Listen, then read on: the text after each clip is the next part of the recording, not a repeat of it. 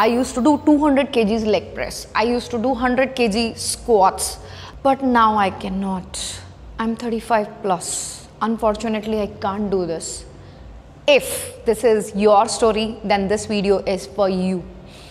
अगर आप भी 30 प्लस हैं, 40 प्लस हैं और आप एक ज़माने में सब कुछ कर लेते थे, वेट ट्रेनिंग से लेके स्पोर्ट्स से लेके बैडमिंटन से लेके वॉलीबॉल से लेके हर कुछ चीज़ कर लेते थे, लेकिन आज नहीं कर पा रहे हैं, राइट? तो ये वीडियो आपके लिए है एंड यू विल अंडरस्टैंड कि कैसे मैंने अपनी लाइफ चेंज करी। इस डाइट में क्या चेंज किया मैंने ऐसा? डाइट में I cut down all the whites. White can be your sugar, white can be your maida, ठीक है, and white is your salt. Now I didn't cut down the complete salt but I reduce the intake of salt. Sugar, yes, I have reduced the intake of sugar by 70%. I didn't cut down completely, but maida, yes, completely. No breads, no pav, all these things off. No pizza, no pasta, all the things which is made up of maida, please avoid.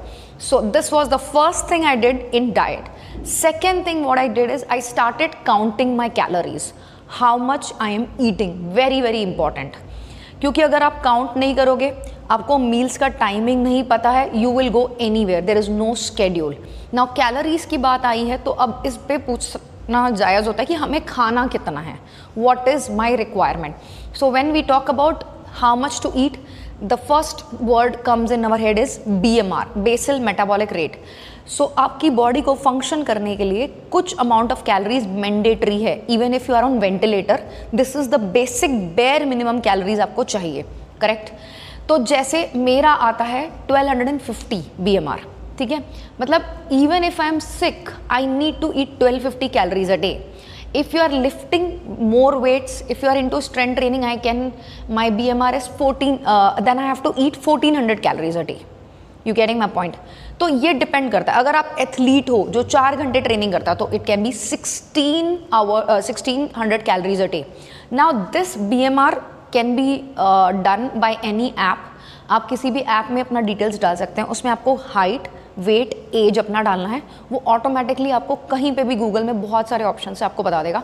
या आप किसी भी nearest gym में जा सकते हैं, उनके पास BCA machine होती है, आप उसमें अपना BMR चेक कर सकते हैं। तो always remember, eat according to your BMR and your current trainings, ठीक है? What matters is what is your BMR, how much you are eating, that matters a lot. Next thing I did is focusing on timings of my meal. आप max to max 1 hour का buffer रख सकते हो, क्योंकि I know everybody is busy. 30 minutes का buffer थोड़ा सा बहुत टाइट हो जाता है। So you can keep in 1 hour. Let's say if you are doing a breakfast 9 to 10 हो गया, if you are doing a lunch 1 to 2 या 2 to 3 हो गया, then if you are doing 8 to 9 हो गया या 7 to 8 हो गया, तो आप उस विंडो को फॉलो करेंगे। So this is what I did in the journey of 25 to 31 and I followed the window of that. I was eating 1200 calories in the start, but as I started doing weight training, I started having 1400 calories a day. Okay, so there was no chance I was measuring what I'm drinking. So stop having cold drinks, say no to cold drinks. अच्छा, वैसे भी I never used to drink cold drinks since childhood, but there are a lot of people who are having cold drinks which is nothing but full of sugar. So say no to any kind of cold drinks, okay? All the brands, Coca-Cola, Pepsi, whatever, right? So say no to all the brands. Next, I started taking care of my water intake. I started having 3 liters a day. जहाँ पे मैं कभी 1 litre, कभी 2 litre, कभी 1.5 litre, ये बहुत on end of चल रहा था। I started having 3 liters a day and I started dividing it by carrying the bottle in my bag. Next important thing is sleeping. I started taking care of my sleep patterns. I stopped sleeping at 1 o'clock, 2 o'clock, anytime and scrolling Facebook or Instagram. At the time, Facebook कुछ ज़्यादा चल रहा था। तो I started scrolling, I stopped scrolling all those things. So I started sleeping at 11 PM at night and started getting up at 6. So follow circadian rhythm. Always remember, आपकी body का एक body clock है और अगर आप वो follow करते हैं आपकी बॉडी बहुत अच्छा रिजल्ट्स देगी। And if you are working out in the morning and sleeping at night 7 to 8 hours a day, this is the best. आपके मैक्सिमम इश्यूज़ इसलिए होते हैं क्योंकि आप 11 से 2 के विंडो में जाग रहे होते हैं and that gives lot of opportunity to disease to enter in your system. Always remember. So by following all these things, my weight came from 68 kgs to 57 kgs, right? 11 kgs weight loss, and that was amazing. My muscle went up, my fat dropped, my metabolism went up. Even though I was 25, say 26, but my actual metabolic age, it was 20. And even in 31, I'll tell you, my metabolic age was somewhere around, I guess, 25, 6 years younger than my actual age. The game here is increasing your metabolic rate, right? जिस तरह से आपका body burn करता है calories and all, आप अगर वो बढ़ा देते हैं, but what is happening? It is happening reverse now. Your metabolic age is increasing. मतलब आप 30 साल के हो तो metabolic age है 40 years. That is really, really bad. And that is the reason men are facing the issues of heart attack and women are facing the issues of PCOD and thyroid and IVF failures. These are the major problems they are facing. Now, understand one thing. How did I sustain this? अब generally क्या होता है, 11 kilo आपने lose कर लिया, but आप sustain नहीं कर पाते हो. जनरली आप देखते हो कि क्लाइंट ने या किसी पर्सन ने वापस 5 किलो गेन कर लिया, वापस फिर वो बिंज ईटिंग स्टार्ट कर दी, the craving start. Here comes the most important thing, that is called lifestyle change. जो मैंने खाने की अपने आप को आदत डाली वो मैंने कंटिन्यू किया, सस्टेनेबली मैंने वर्कआउट कंटिन्यू किया. I didn't stop working out. जहाँ पे मैं ऑन एंड ऑफ ट्रेनिंग करती थी, यहाँ पे even though my job change, timings change, I continue training. Okay, so that played the key important factor. And then second is food. I continued having that, but again that was again once you start growing up in your age, the career, everything hits you hard, you know. What happened after 31 to 37 journey, I will tell you next. So I'll show you another picture. I started gaining weight again. I shifted from one city to another, changed my career, and I started gaining weight. I became 65 kgs again. I think I was 33 at that time. I became 65. Now, again, the metabolism went up. Even though I was 33, my metabolic age was 38, right? Again, generally आपने देखा होगा थोड़े fitness coach भी healthy, happy होते हैं. What I did is again I started tracking my food. And this time what changed? अब तो मुझे पता है कि जो मैंने पहले किया था to be successful, मुझे वही सेम चीज़ करनी है अभी. No, absolutely wrong. वो चीज़ें करनी हैं, लेकिन वो चीज़ों के ऊपर भी और चीज़ें करनी हैं. I'll tell you what. So first I did my blood work. First thing I did is I checked my blood work. Now I started focusing on my vitamin supplements. I started seeing what is my B12 levels, vitamin D levels. So सबसे पहला काम मैंने किया, test. I started my full body checkup with vitamin screening where I did 100+ test. अब इस test से क्या हुआ, मुझे pathway मिला कि this is my problem. My cholesterol were little up. Sugar was fine, but my cholesterol was little up. Okay. What I did is, the change I did is started taking supplements first. My vitamin D levels were 6. Can you believe? The normal level is 30 to 100, but मेरा 6 था. It can be suicidal also. Nobody believes that. Yes, it can be suicidal. Vitamin D, vitamin B12, everything was screwed up. I started again taking those supplements to be in check. My HB levels were down. Hemoglobin अगर आपका कम होता है, sorry, hemoglobin अगर आपका कम होता है तो आपकी एनर्जी और स्टेमिना भी लो हो जाती है. Understand these things.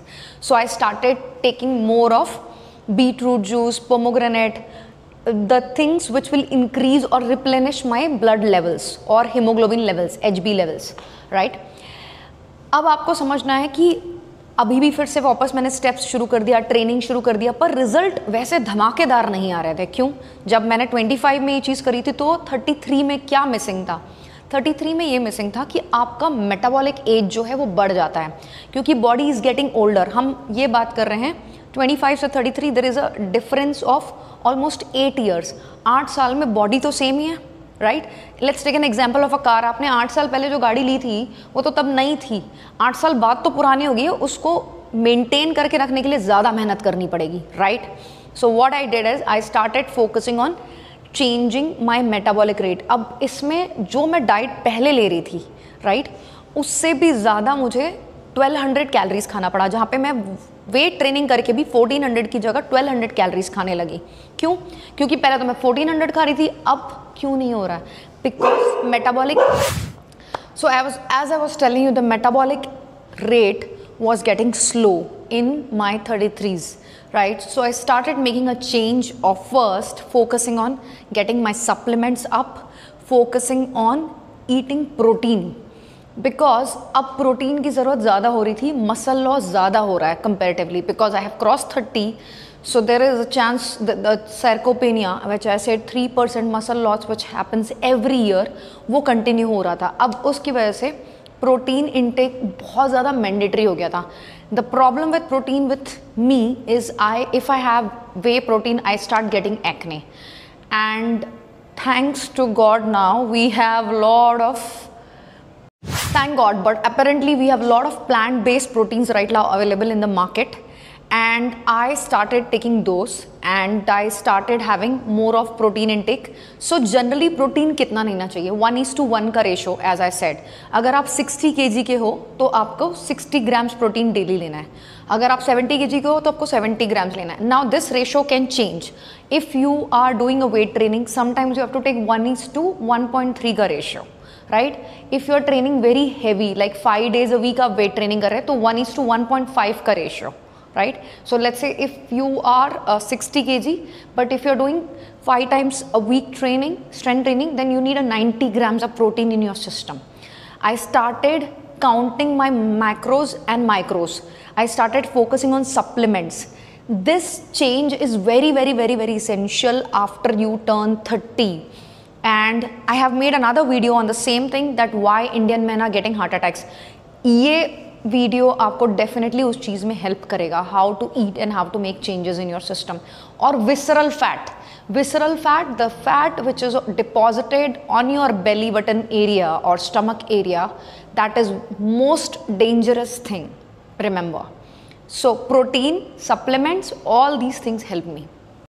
Most important thing which I did is I stopped doing too much of cardio. I started doing cardio like twice a week, that to 30 minutes.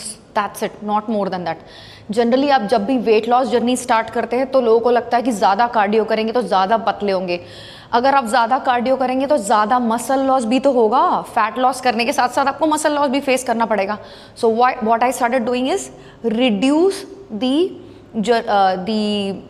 Ratio of strength training बढ़ा दो, reduce the ratio of cardio in it. अगर आपका wait 100 kg plus है तो definitely आपको cardio सोच समझ के करना चाहिए, क्योंकि अगर आपका हार्ट रेट ऊपर जाता है और आपको कोलेस्ट्रॉल है, there are chances that you might get a heart attack. Finally, the results are in front of you. I am today 37 years old and this is what I look like. I actually started understanding what does it mean to have a reverse aging. Reverse ageing का मतलब ये है कि आप अपनी body को उतना ही जवान रखें इवन दो आपकी एज ढलती जा रही है. उसका सिंपल फंडा है, आप अपनी मेटाबॉलिक एज को कम रखें compared to your current age. If you are 40 years old, if your metabolic age is 30, amazing, beautiful.